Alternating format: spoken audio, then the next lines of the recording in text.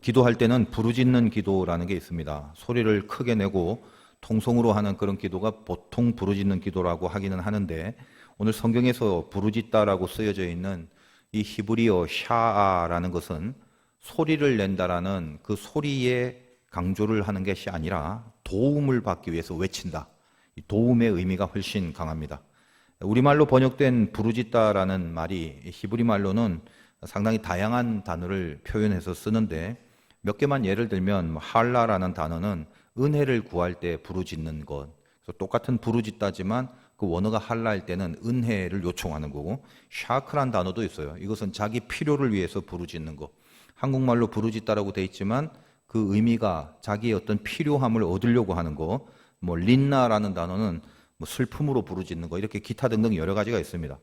우리말로는 동일한 부르짖음이지만 어쨌든 간에 그 히브리어로 쓰여진 그 의미에 따라 다른 단어가 해당되는 다른 단어들이 히브리어로 있다라는 말씀을 드립니다. 오늘 욥이 부르짖는다라는 표현을 오늘 본문에서는 3번 정도 사용을 하는데, 대표적으로 24절을 한번 보겠습니다. 다시. 그러나 사람이 넘어질 때 어찌 손을 펴지 아니하며 재앙을 당할 때 어찌 도움을 부르짖지 아니하리까. 여기 부르짖다라는 히브리어 샤아, 이 단어가 동사로 사용될 때는 그냥 참고로 들으십시오. 이 히브리 말에는 시제나 태 같은 것이 좀 다양한데 PL형이라고 있어요. 그래서 이 샤라는 것은 동사로 쓰일 때 늘 거의 PL형으로 사용됩니다. 뭐냐 그러면 어려운 건 아니고, 이제 쉽게 말하면 강조형 능동태라고 그래요. 능동이라는 것은 자발적으로 하는 거고, 강조는 강조하는 거고. 그러니까 PL형으로 쓰여진 것은 항상 그 안에 그냥 말하는 게 아니라, 부르짖다가 PL형으로 쓰여졌다라는 말은 그냥 부르짖다가 아니라 여기 강조형 능동태죠. 그러니까 무지하게, 자기가 절실하게, 간절하게, 그런 의미로 이해를 하면 되겠습니다. 그러니까 보통 이렇게 외치는 소리 정도가 아니죠. 왜 그럼 성경에서 욥이 부르짖는다라는 표현을 이 강조형 능동태로 사용했을까? 지금 이 도움을 부르짖는 욥의 상태라는 게 대강 누군가의 도움을 좀 얻으면 그 다음엔 해결이 될 것 같은 그런 상황이 전혀 아니라는 전제를 깔고 있기 때문에 그렇습니다. 일단은 30장 1절에서 15절 저번 시간에 다루었죠. 저번 시간에는 어떤 거였습니까?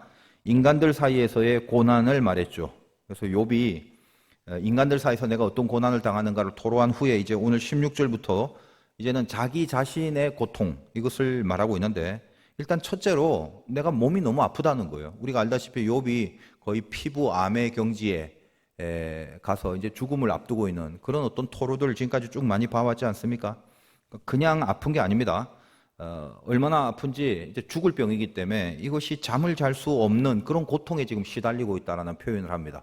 그래서 오늘 이제 16절부터는 어떤 고난입니까? 인간관계의 고난보다는 나 자신의 고난에 대해 집중을 하고 있는 건데, 그래서 우리 16절부터 우리 19절까지를 다시 한번 잠깐 보겠습니다. 이제 내 생명이 내 속에서 녹으니 환난날이 나를 사로잡음이라. 밤이 되면 내 뼈가 쑤시니 나의 아픔이 쉬지 아니하는구나. 그가 큰 능력으로 나의 옷을 떨쳐버리시며 나의 어깨처럼 나를 휘어잡으시는구나. 하나님이 나를 진흙 가운데 던지셨고 나를 티끌과 재같게 하셨구나. 여러분, 몸 아프신 분은 뼈가 쑤신다라는 표현 많이 하고 밤에 잠 잘 못 잘 것 같고 그러지 않습니까? 근데 그 정도 차원이 아니라 지금 욥은 그런 표현을 하는 이유가 이제 거의 죽을 병에 걸려서 결국은 어떻습니까? 티끌과 재같이, 이 표현이 어떤 거죠? 죽음으로 지금 몰아가고 있고 이제 죽음이 내 앞에 있다, 그런 뜻입니다. 그 정도로 잠을 잘 수 없을 정도의 그런 큰 아픔 속에 지금 자기가 시달리고 있다는 거예요. 그래서 어떻게 합니까? 그래서 일단 부르짖죠. 20절. 내가 주께 부르짖으나 샤 되어 있습니다. 주께서 대답하지 아니하시며 내가 섰사오나 주께서 나를 돌아보지 아니하시나이다. 그렇게 부르짖는데 부르짖어도 당장 자기 병이 고쳐지진 않더라는 거죠. 그래서 결국은 23절에 내가 아나이다. 주께서 나를 죽게 하사 모든 생물을 위하여 정한 집으로 돌려보내시리이다. 내가 이렇게 아파서 부르짖는데도 안 낫는 걸 보면 이제 결국은 죽게 만드시는 거구나, 이렇게 이야기를 한다는 거예요. 그리고 나서 24절 아까 읽었습니다만 다시 보겠습니다. 그러나 사람이 넘어질 때에 어찌 손을 펴지 아니하며 재앙을 당할 때에 어찌 도움을 부르짖지 아니하리까. 사람이 넘어지면 그러고 싶지 않아도 자동적으로 손을 펴서 딱 땅을 짚지 않습니까? 지금 그런 표현을 하는 거예요. 이렇게 된 상황이라면 어떻게 내가 도움을 부르짖지 않을 거냐? 넘어질 때 손을 피는 것처럼 하나님 앞에 샤를 하게 된다라는 말이죠. 상황으로 보면 부르짖는다고 될 만한 상황이 아니죠. 해결될 게 아니라는 거예요. 느낌상 보면, 돌아가는 거 보면 부르짖어 봤자 결국은 그대로 끝날 것 같은 느낌이 여전한데, 그렇다면 생각을 통해서 판단을 해본다면 부르짖어도 여전할 것 같으면 부르짖는 게 소용없어 보이잖아요. 그런 생각이 들 수도 있을 것 아니겠습니까? 그런데 그렇게 소용없어 보이는 부르짖음을 욥은 지금 뭐라고 하나? 안 할 수도 없게 만든다, 이런 거예요. 사실 저나 여러분도 경험을 하고 살아왔지만, 저도 개인적으로 예전에 그 외국에서 그 인생에서 몸이 아픈 최고의 경지까지 가본 적이 있습니다. 그래서 그 아픈 경우를 당할 때가 있을 때 기도를 했죠. 하나님, 저를 데려가시는 겁니까? 그렇게 기도하면 하나님께서 아니래요. 내가 너와 함께 한다. 너 안 죽는다. 이렇게 하시는데, 그러면서도 늘 저희 불만이 뭐였냐면, 그렇다면 이 고통과 아픔이 그냥 싹 나버려야 되는데, 근데 이게 수술을 받기 전까지는 계속적으로 리듬을 타면서 여전히 아프더라는 거예요.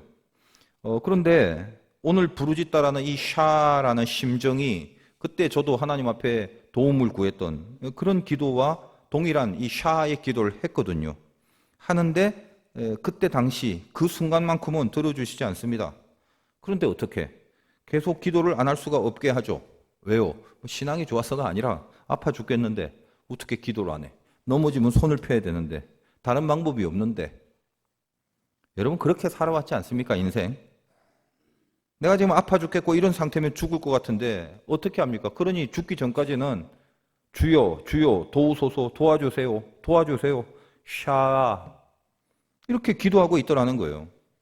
그래서 제가 가만히 생각해 보니까 결국 하나님이 이 부르짖음의 의미라는 건, 하나님은 이 부르짖음 속에서 부르짖고 나서 그 다음에 도움을 주느냐 안 주느냐, 도움을 당장 주느냐 나중에 주느냐, 요거는 두 번째 문제치고, 이 샤라는 부르짖음이 있으려면 이미 그 전에 부르짖을 어떤 상태와 정황이 우리에게 들어닥친다라는 거죠. 아무 때나 샤를 하진 않습니다. 샤를 할 수밖에 없는 상황이 우리들에게 이렇게 들이닥치게 된다라는 거예요. 욥이 지금 그걸 만났잖아요. 몸이 아파서 부르짖는 거 말고도 또 욥은 25절 이하에 이런 표현을 합니다. 25절 보면, 고생의 날을 보내는 자를 위하여 내가 울지 아니하였는가? 빈궁한 자를 위하여 내 마음에 근심하지 아니하였는가? 사람들을 위해서도, 이렇게 빈궁한 사람 위해서, 또 고난이 있는 사람 위해서 내가 많이 헌신하고 구제하고 그 사람들 섬기고 착하게 살았는데, 그럼 내가 오히려 복을 받아야 될 것 같은데 이렇게 지금 내가 화를 입었다, 그 말을 하는 것입니다. 25절 이하 읽어보면 26절부터 봅니다. 내가 복을 바랐더니 화가 왔고 광명을 기다렸더니 흑암이 왔구나. 내 마음이 들끓어 고요함이 없구나. 환난 날이 내게 임하였구나. 이렇게 되는 거죠. 무슨 말이에요? 내가 사람을 위해서 섬기고 착하게 살았는데도 상을 받지 못하고 화를 입게 되는 경우가 되었으니 나 어떻게 지금 이렇게 되어버렸냐라는 말이죠. 결국은 그래서 28절, 나는 햇볕에 쬐지 않고도 검어진 피부를 가지고 걸으며 회중 가운데 서서 도움을 부르짖고 있느니라. 몸이 병이 나고 피부암 같은 거니까 피부가 다 검은색으로 변했겠죠. 그리고 사람들은 다 떠납니다. 이제껏 자기가 도와줬던 사람들은 자기가 이런 고난 속에 들어가다 보니까 아무도 자기들 옆에 있는 게 없지요. 뭐만 있다고 표현합니까? 29절에 나는 이리의 형제요 타조의 벗이다. 둘러봤더니 이리들 있고 타조들 있고 쓸데없는 동물들만 옆에 있더라는 거예요.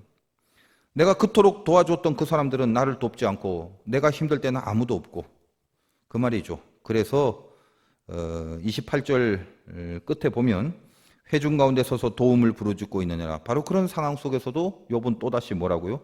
도움을 부르짖고 있다. 샤 하고 있더라. 그러니까 31절의 마지막에 내 수금은 통곡이 되었고 내 필은 애곡이 되었구나, 이렇게 마감을 하고 있습니다. 자, 이건 오늘 이 욥의 고백의 흐름, 전체 흐름이 뭡니까? 자, 몸이 끝났다, 인간관계가 끝났다, 고난이 깊었다. 그런데 그런 와중에 자기가 할 수 있는 것은 부르짖음이었다.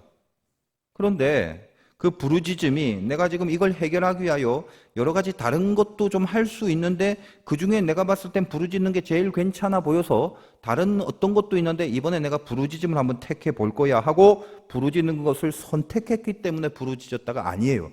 샤라는 말 자체가 부르짖는 거 말고는 할 수 있는 게 없는 그런 정황이다. 이 말이 더 중요한 겁니다. 그리고 또 하나는 그렇게 부르짖는 거 외에는 할 수 있는 게 없기 때문에 부르짖었건만 그 부르짖음 속에 당장 내 눈앞에 보여지는 응답이 하나도 없더라는 것입니다. 근데 오늘 계속 드러나는 욥의 모습이 뭐냐? 그런데 또 부르짖어. 또 부르짖어. 또 부르짖고. 다시 말씀드립니다만 그 방법이 욥이 봤을 때 제일 좋아 보여서 선택적으로 하겠다는 것이 아니고 그렇게만 하면 뭐 다 들어주시고 응답해 주시기 때문에 부르짖는 내용에 대해서 내가 어떤 응답을 지금 내가 누렸더라라고 고백하는 것도 하나도 없잖아요. 극심한 고통 속에 있고 그렇다고 부르짖는 걸 들어주지도 않는 것 같은데 근데 이상하게 욥은 그 부르짖음을 계속하고 있더라는 것입니다.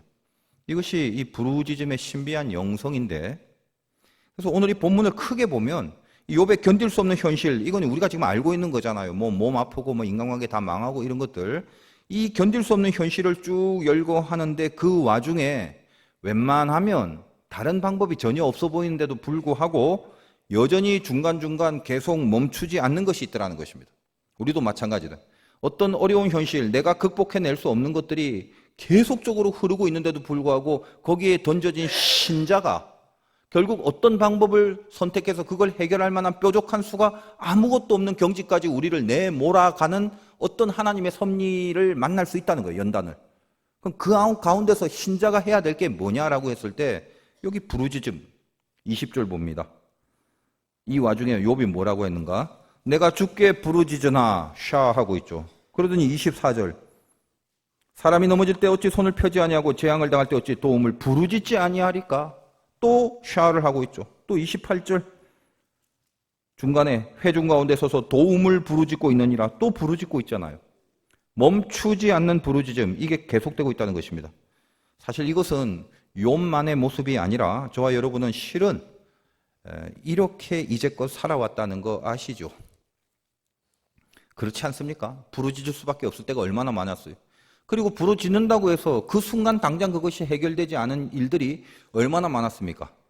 그러니까 첫째로 하나님은 부르짖을 수 있는 상황을 우리들에게 던져놓고 거기서 계속적으로 멈추지 않고 부르짖게 함으로써 그때 당장에는 그 부르짖음에 대한 열매가 없었지만 부르짖고 나서 우리를 뭔가 만들어 놓으시죠.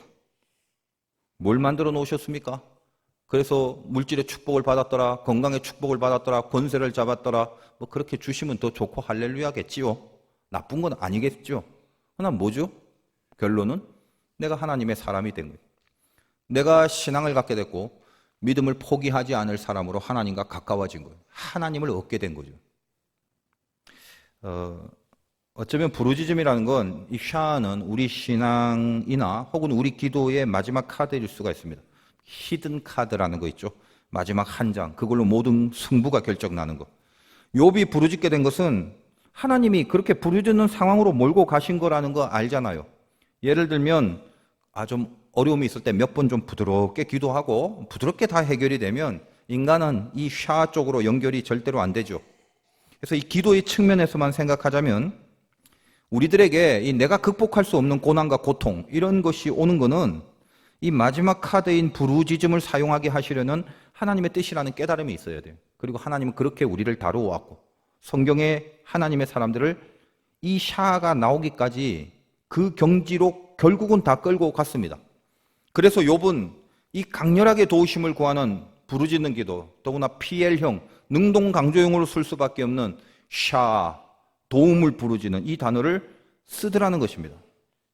여러분 여기서 내가 조금 더 이해를 돕기 위해서 이 샤라는 단어를 사용한 경우가 성경에 상당히 많이 등장하는데 한 두어 개만 봅시다. 대표적으로 요나 있지 않습니까? 여러분 요나 얘기를 다 아는데 요나서의 그 표현을 보면 여기도 샤라는 게 나옵니다. 2장 2절 같은데 제가 읽어드릴게요. 여러분 다 내용 알고 있으니까 2장 1절 2절 봅니다. 요나가 물고기 뱃속에서 그의 하나님 여호와께 기도하여 이르되 내가 받는 고난으로 말미암아 여호와께 불러 아뢰었더니 주께서 내게 대답하셨고 내가 스올의 뱃속에서 부르짖었더니, 스올은 지옥 음부죠. 스올의 뱃속에서 부르짖었더니 주께서 내 음성을 들으셨나이다. 뭐 이러면 다 알고 있는 내용 아니겠습니까? 알다시피 요나가 하나님 명이 자기 마음에 안 든 거죠. 그래서 니느웨로 복음을 전하러 안 가고 도망을 치다가 바다에 던져지고 물고기 뱃속으로 들어가 버립니다. 요나도 마찬가지입니다만 우리도 뭐 이래저래 하나님과의 관계 속에서 그 인생의 실강의를 할 때가 있잖아요. 난 이걸 원합니다. 근데 뭐 저걸 주니까 나 싫어요. 좀 바꿔줄 수 없어요. 그 어떻게 해야지 바꿀 수 있나요? 아무튼 기타 등등. 그 수많은 갈등 속에 있어요. 그 중에 하나님 앞에 기도도 하고 뭐 울어보기도 하고 때도 한번 써보고 뭐 대화도 하고 그러면서 대강 안 풀려지는 자기의 문제를 대강 괴로워하고 있지 않습니까? 그러다가 이제 지금 바닥에 내려옵니다. 요나도 마찬가지. 그런 갈등 속에서 하나님 앞에 순종하지 못하고 결국은 자기 고집을 조금씩 피우다가 결국은 바닥에까지 내려옵니다. 그 배의 바닥이 아니라 더 깊은 바닥이 있다는 걸 알게 된 거죠. 요나가 요나서 읽어보면 어디에 있냐면 배에 들어가서 배 가장 밑바닥에서 자고 있어요. 배 가장 밑층에서 내려온 요나가 그때까지만 해도 부르짖을 샤의 상황이 아니었어요. 대강 갈등, 대강 기도, 대강 고민, 대강 반항 이렇게 하나님과의 실갱이 속에 있다가 결국은 배 밑바닥까지 내려오고 그때만 해도 부르짖지 않다가 더 깊은 바다 밑으로 들어가서 결국 물고기 뱃속에 들어갑니다.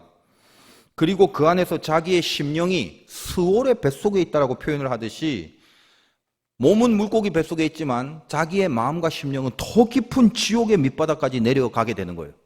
그때 비로소 방금 말씀을 읽은 것처럼 비로소 샤 하나님께 부르짖어 이게 나오는 것입니다. 그래서 요나의 부르짖음의 히브리어를 방금 읽은 부분도 역시 샤를 씁니다. 뭐 또 다른 성경을 한번 살펴본다면 이제 자기 자신의 문제뿐만 아니라 세상, 어떤 사건, 현상 이것을 향한 부르짖음도 샤를 사용한 경우가 많아요. 뭐 대표적으로는 우리가 또 잘 알고 있는 부분에서 한번 찾아보면 하박국인데 하박국 1장부터 1절에서 4절 제가 읽어드리겠습니다. 선지자 하박국이 묵시로 받은 경고라. 여호와여 내가 부르짖어도 여기 샤입니다. 부르짖어도 주께서 듣지 아니하시니 어느 때까지리이까? 요게 샤입니다.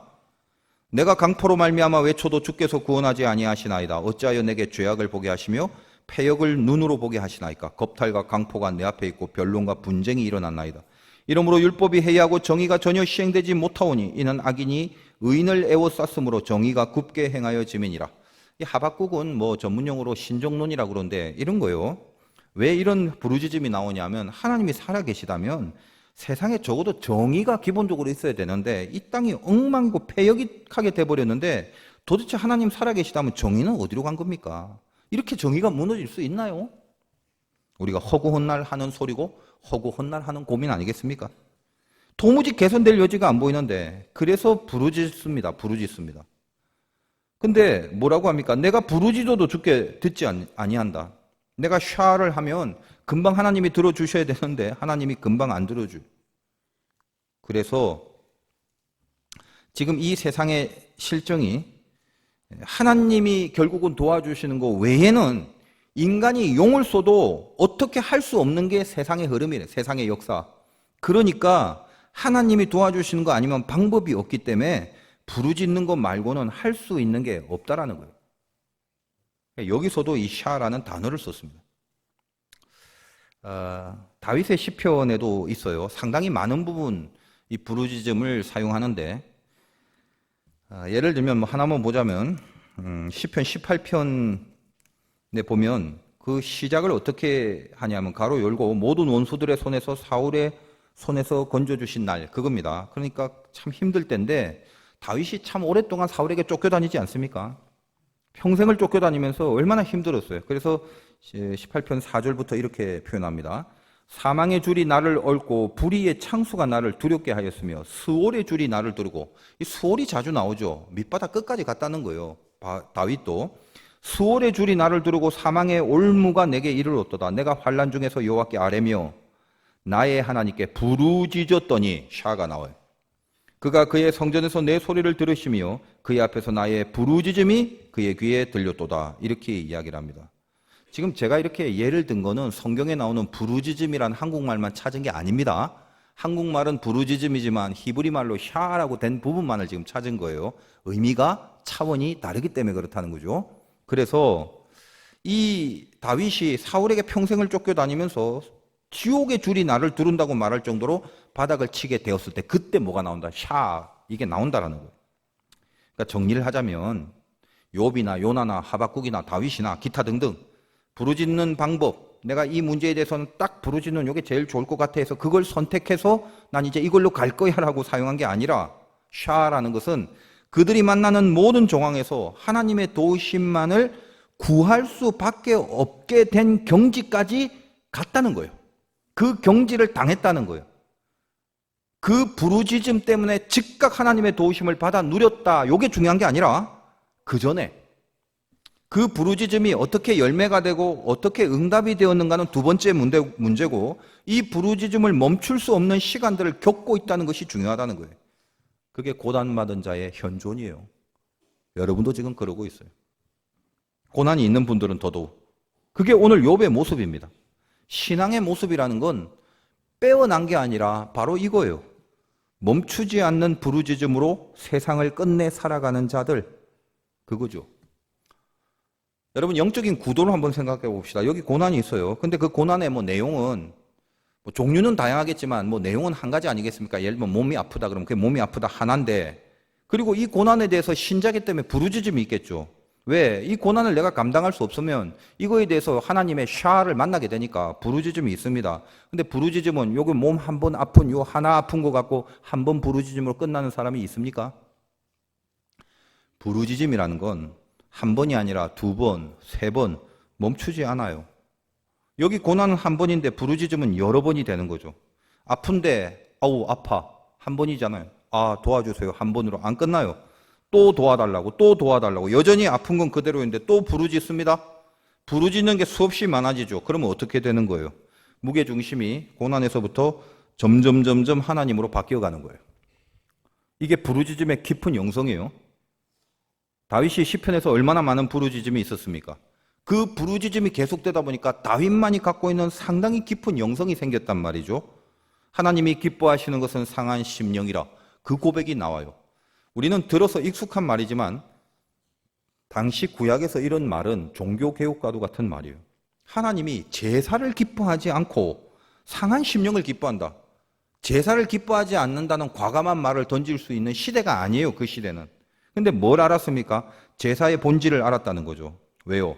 상한 심령, 이것이 정말로 하나님의 기쁨이라는 걸 깨닫게 됐다는 거예요. 상한 심령이 뭔데요? 내가 못한다 이거죠. 여러분이 상한 심령으로 나왔다면 뭡니까? 가슴에 상처를 갖고 나왔습니까? 반창을 붙이고 나와야 됩니까? 어떤 거죠? 내가 못한다에 100% 철저히 동의를 해버리는 거예요. 그건 동의가 아니라 항복이죠. 내가 할 수 있는 게 호리만큼도 없다. 이게 상한 심령입니다. 하나님이 그걸 기뻐한다고요. 그래서 뭡니까? 그럼 내가 못하니까 나 죽어요? 아니죠. 내가 못하기 때문에 예수가 필요하다. 이렇게 연결되는 거예요. 그러므로 다윗은 아직 예수님이 태어나기도 훨씬 전이지만 이 구약시대에 이미 이 깊은 부르짖음 속에 상한 심령의 경지까지 내려가서 메시아의 필요성을 인생에서 절감하게 된 위대한 선지자의 반열에 오르게 됩니다. 다시 말하면 어떤 고난의 직면에서 그 고난은 여전한데 한 번, 두 번, 그냥 한두 번 명상하고 고민하고 묵상하고 한두 번 기도하다 끝나는 게 아니죠. 이거 해결이 안 됩니다, 이거는. 그게 우리에게 샤를 주는 경지까지 내려보내는 하나님의 의도예요. 해결이 안 되니까, 그럼 해결이 안 되면 난 죽을 건데? 그러다 보니까 기도가 그냥 기도 정도가 아니라 부르짖음이 샤로 옮겨지는 거죠. 도와달라고. 샤를 반복하게 되는 겁니다. 거기서 무엇을 알게 되죠? 결국은 내가 못하니까 예수님이 필요합니다. 이렇게 연결된다고요. 이게 부르짖음의 영성이에요, 사실은. 이제 하나님 말고는 아무것도 붙들 것이 없어서 도와달라고 그렇게 부르짖는 거죠. 그래서 제가 찬송가 중에도 좋아하는 가사가 의가 없는 자라도 도와주심 바라고 생명샘에 나가니 마음을 씻어주소서. 이 고백이 드디어 생기는 것입니다. 여러분 의가 있으면 내가 갖고 있는 걸로 뭘 하려고 그러겠죠. 내 의를 봐주세요. 샤는 그게 아니에요. 의조차 없어요. 아무것도 없고 빈손밖에 없는데 그때 비로소 도와주심 바라고 이 부르짖음이 그때 나오는 거라 이 말이에요. 저는 개인적으로 목회를 하면서 또 성경을 통해서 제 경험상 많은 또 신자들의 경험상 제가 알고 있는 분명한 사실이 있어요. 부르짖는 기도를 하나님이 한 번도 외면한 적이 없습니다. 그거는 명확한 진리예요. 그러나 부르짖기만 하면 하나님이 다 들어주시니까 무조건 부르짖는 기도를 하기만 하면 됩니다라는 이 말을 지금 하려고 하는 건 아닙니다. 오늘의 주제는 그게 아니에요. 물론 부르짖는 기도는 무조건 하나님이 들어주신다는 게 확실해요. 통쾌하고 너무나도 분명합니다. 근데 오늘 이 욥기를 통해서 주시는 메시지는 단지 그것만을 말하려는 것이 아니라 훨씬 그 전에 깊은 부분, 멈추지 않는 부르짖음, 이것이 신앙이라는 말을 지금 하려고 하는 것입니다. 기도라는 것도 상황에 따라서는 여러분 뭐 기도합니다만 다 다르죠. 조용히 묵상할 때, 뭐 혹은 읊조릴 때, 혹은 하나님 앞에 무슨 대화처럼 그렇게 하듯이, 또 어떤 사람은 막 소리를 크게 내고 외치듯이 다양한 기도들이 있지 않습니까? 그리고 그것은 우리가 다 인격을 갖고 있는 존재이기 때문에 본인의 어떤 개성이라는 게 있고 취향이라는 게 있어요. 스타일이죠, 스타일. 거기에 따라서 이렇게 적용되는 형태도 좀 다르고 그럽니다. 그래서 그렇다면 기도라는 게 어떤 기도가 바람직한가? 뭐 부르짖는 기도, 이게 제일 훌륭한 기도다, 뭐 이런 것을 지금 말하려는 것도 아니에요. 그리고 오늘 이 부르짖는다라는 샤는 이렇게 소리를 낸다는 소리에 중점을 둔 것이 아니라 심령의 상태, 아까 왜 이 샤가 나올 수밖에 없는가를 제가 쭉 배경 설명을 했죠. 그때 내 심령의 상태에 포커스를 둔 것이다라는 거. 이 샤, 그걸 놓치지 말아야 돼요. 여러분, 부르짖는다는 게 대부분은 소리를 내는 부르짖음이 많습니다만 이제 현실적으로 한번 봅시다. 조용히 부르짖을 수도 있는 거죠. 그런 것도 해보지 않았습니까? 이 마음의 상태가 중요하다. 하나님 도움, 주님의 도우심이 아니면 안 됩니다. 그 심령이 중요하다는 겁니다. 그런데 대부분 심령이라는 건 인간의 인격을 통해서 표현되기 때문에 많은 부분에 걸쳐서 이 샤를 하게 되면 소리로 나오게 되는 경우가 보통 일반적이란 말입니다.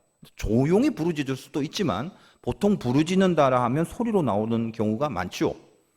그래서 이제 저희 교회에서는 새벽 기도 같은 경우에는 이제 조용한 좀 스타일로 하고, 또 금요 기도에는 통성의 스타일로 이렇게 균형을 잡고 가고 있습니다.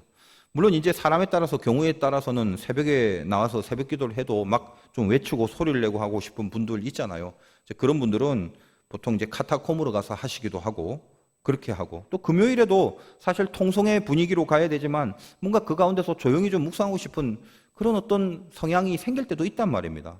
그런 분들은 이제 아무튼 혼자 스스로 잘 집중해서 나름대로 자기 스타일을 잘 집중해서 가는 것도 뭐 그것도 뭐 맞는 거지, 뭐 틀린 게 어디 있겠습니까? 그러나 대강 일반적인 흐름이라는 건 부르짖음이 들어가게 되면 소리로서 나오는 경우가 거의 일반적이다, 이런 말씀을 지금 드리는 거예요.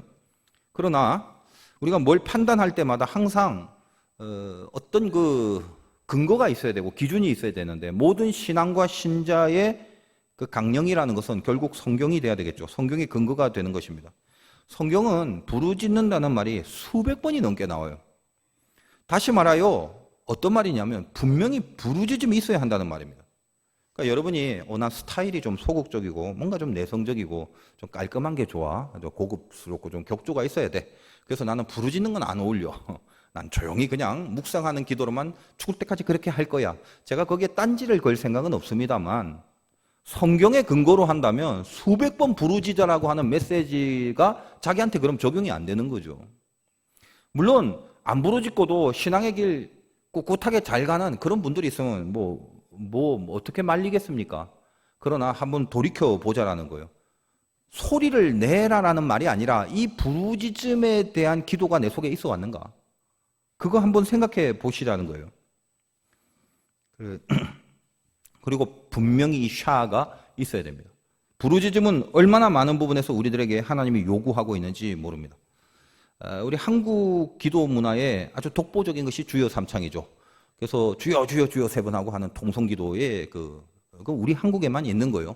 그래서 외국에서 이 통성기도 주여 삼창이 너무 신기해서 외려 기독교 종주국이 한국에 있는 주여 삼창을 본받고 배우고 신기하게 여기. 그래서 외국에 가서 주여 삼창을 하면 그 주여가 로드니까 주여 세 번 부르면 지들 말로 로드 이래야 되는데, 이게 한국의 주여 삼창이다 보니까 주여 삼창합시다 그러면요, 그들도 주여 주여 주여 이렇게 합니다. 이게 아주 독특한 한국의 문화. 저는 이렇게 그걸 보면서 제 개인적으로는 그래요. 어디에 근거가 있든 없든 필요한 기도고 부르짖음이 드러나는 일종의 통로가 된다. 그래서 저희 이제 금요철 때도 이 주여를 부르고 합니다. 이 영적인 세계라는 건 아무튼 이렇게 따지고 싸워야 될 이론의 세계가 아니라 심정의 세계입니다. 심정. 다시 말하여 심정, 중심에 무엇이 있는가? 나타난 현상을 진단하려고 하지 말고 그 전에 다루어야 될 부분, 비중을 둬야 될 부분이 심정이라는 거죠. 다니엘서 9장 19절에 보면 다니엘의 기도가 나오는데 이 다니엘이 기도하는 사람으로 유명하지 않습니까? 그래서 이제 그의 기도를 참고해 보면 9장 19절에 주여 들으소서, 주여 용서하소서, 주여 귀를 기울이고 행하소서 그렇게 나와 있습니다. 연달아 이런 문장이 쭉 있다 보니까 이 주요 삼창 이거를 뭔가 성경적 근거로 찾아서 설교를 하시려는 분이 이 부분을 근거로 해서 여기 다니엘도 주요 삼창하지 않았냐 뭐 이렇게 근거를 짓는 경우가 있습니다. 제가 볼 땐 그 뭐 괜히 뭐 무리고요. 왜냐하면 이거는 우리처럼 주여 주여 주여 세 번을 한 게 아니라 그냥 이렇게 주여 들으소서 주여 용서하소서 이제 그런 거잖아요. 세 번 주여가 나왔다고 해서 무조건 주여 삼창이다라고 근거를 짓는 거는 무리가 있습니다.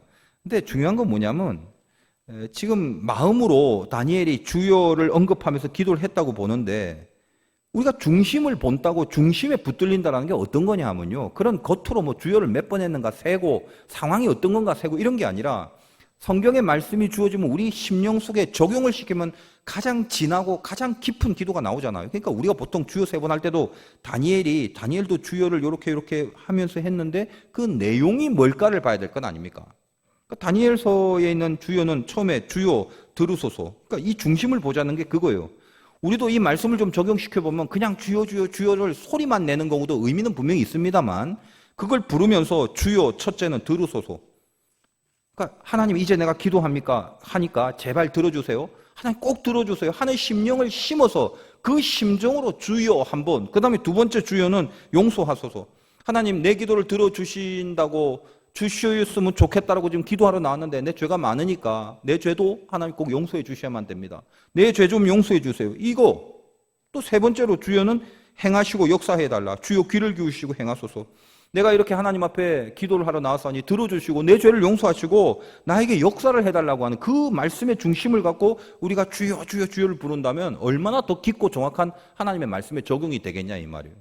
그러니까 모든 것들이 다 깊은 곳에 있는 심정의 중심에 뭘 품고 있느냐의 싸움이 돼야 된다는 거죠. 여하간 항상 모든 신앙은 그러므로 심정의 세계, 심정의 법칙으로 이루어 나가야 됩니다. 제가 이 부르짖음에 대해서 깊이 깨달은 경험이 있는데 그 예전에도 제가 오래전 얘기인데 몇 년 전인지도 모르겠네요. 몇 번 말씀을 드린 이야기인데 어느 날 한번 좀 진하게 기도를 하고 싶어서 그 오산리 금식기도원을 밤에 차를 몰고 간 적이 있습니다. 근데 뭐 제가 기도원 그 시스템은 잘 모르니까 일단 가보니까 그 대성전 있잖아요. 그리고 좀 떨어진 곳에 이렇게 기도의 골방이 쭉 있는 거예요. 그러니까 들어가서 방마다 들어가서 기도할 수 있는 그게 쫙 그렇게 길게 있는 거예요.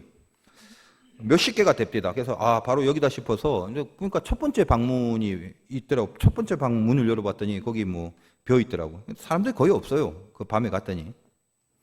그래서 열고 들어가는데 너무 마음에 드는 거예요. 막 집중해서 막 기도하고 또 그리고 제가 이제 사람들 없을 때 저만이 하는 그 기도 스타일이 있는데 아무튼 그 기도를 마음껏 이제 하고 있었어요. 눈치 안 보니까 뭐 얼마 집중도 잘 되고 그럽니까? 근데 이제 제가 참 영적인 사람 아닙니까? 뭔가 이상한 감이 딱 오는데 이거 방해가 있을 것 같다는 생각이 드는 거예요. 진짜 아니나 다를까? 그 뒤에서 이제 누가 문을 열고 들어오려고 하는 거죠. 문 여는 소리가 딱 들리는데 뭐 다른 데 기도방도 많으니까 뭐 사람이 있으면 다른 데 가서 하겠지라고 생각했는데 하필 다른 데 사람도 없는 것 같더만 이 많은 방 중에 하필 이게 내가 기도하는 방을 이렇게 열었나 싶더라고요. 근데 안 가요. 안 가고 문을 열고 한참 있다가 어떤 아주머니 같은데 아저씨 여기 제 방인데요 그러는 거예요. 그래서 나는 기도방이 자기 방이 있는 줄 몰랐어. 그래서 아니 자기 방이란 게 따로 있나요? 이렇게 물어봤더니 이제 그분이 빠꼼이더라고요. 그 기도원 시스템이 저기 가면 사무실이 있는데 사무실에 가면 열쇠를 받으래. 뭐 적고 그리고 뭐 돈도 좀 뭐 낸 것 같아. 아무튼 그 열쇠를 받아갖고 그 번호를 찾아서 그 기도실에 열쇠를 따고 들어가는 거래요. 그렇게 이제 빌려서 기도를 하는 뭐 그런 개념이. 제가 알았나요? 그래서 그렇게 했어요. 근데 기도를 하는데 참 이 절차가 이렇게 필요하구나 뭐 이해는 돼요. 근데 한참 집중해서 막 불이 내리다가 이렇게 막 밀려서 할 수 없이 이제 사무실로 나가서 막 열쇠 갖고 또 오려고 하니까 마음이 한번 딱 다치니까 별로 이제 흥이 안 나는 거예요. 그때부터 이렇게 기분이 안 좋은데 그러다가 이런 것은 내가 방해를 받으면 안 되지 싶어서 하나님 앞에 내가 더 큰 은혜를 구하는 그런 마음으로 하나님 더 큰 은혜를 받기를 원합니다 하면서 방을 찾는데 이상하게 사람 마음이 불안한 거예요. 그러니까 마음 잡고 기도하려면 항상 방해가 있을 것 아니겠습니까? 왜 없겠어요?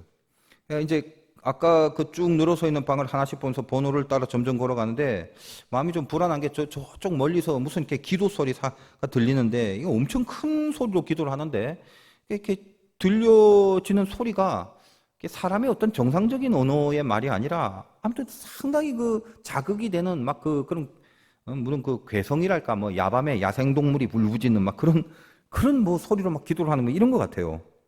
근데 그 소리가 나는 곳이 그 골방이 쭉 늘어선 제일 끝부분이었는데 이게 지금 제가 기도하러 가는 그 방 번호가 점점 이렇게 거기하고 가까워지는 거예요. 속으로 지금 옆방이면 큰일인데 싶은데 아니나 다를까 봤더니 바로 딱 그 옆방인 거예요. 큰일 났다 싶은데 뭐 어떡해.